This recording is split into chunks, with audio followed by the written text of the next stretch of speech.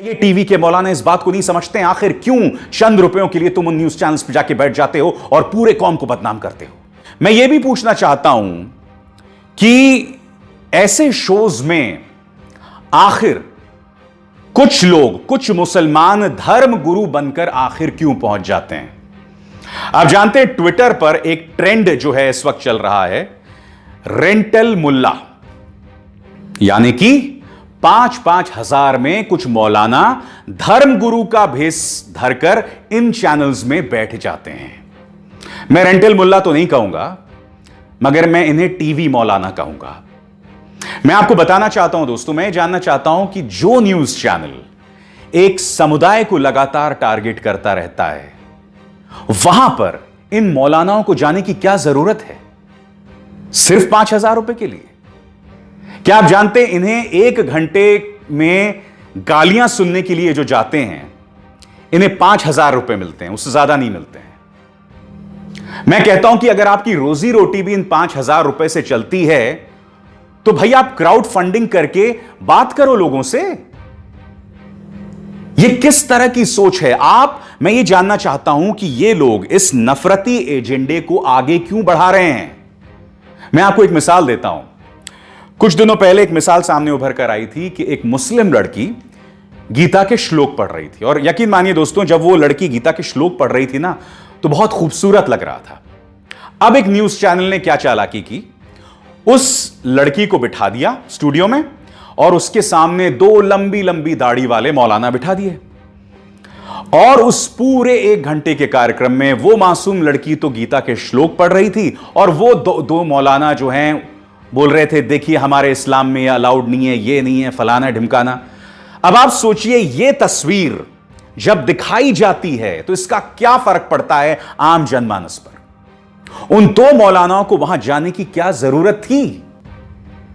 यही तो एक खूबसूरती है ना इस देश की, जहां मुसलमान गीता के श्लोक पढ़ सकता है, जहां एपीजे अब्दुल कलाम को हम अपने माथे पर, हम सराखों पर बिठाते हैं, जहां आज की तारीख के 3 बड़े सुपरस्टार्स तीनों मुसलमान हैं। यही तो खूबसूरती है ना इस देश की।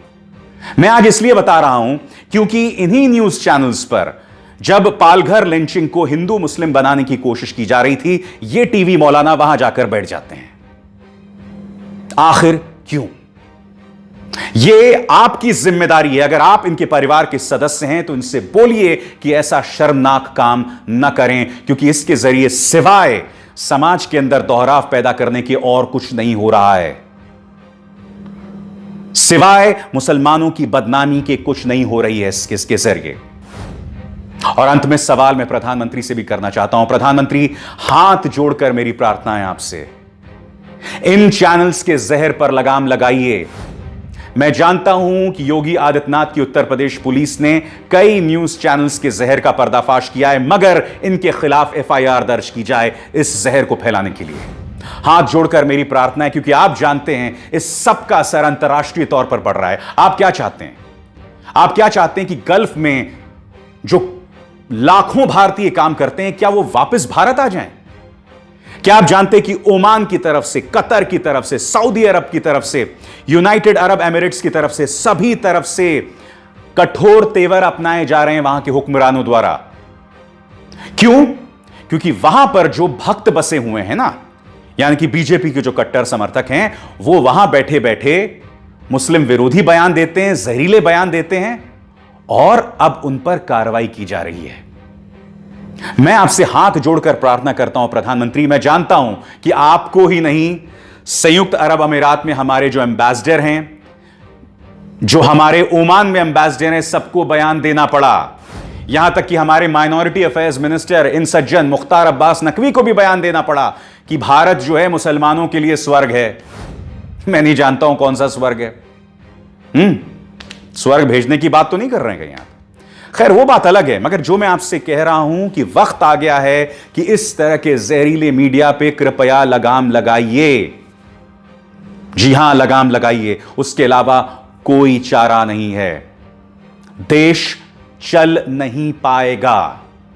हम मजबूत हैं, हम एक हैं, हम बिखर नहीं सकते हैं, मगर घुटनों पे चलना कोई चलना नहीं होता है।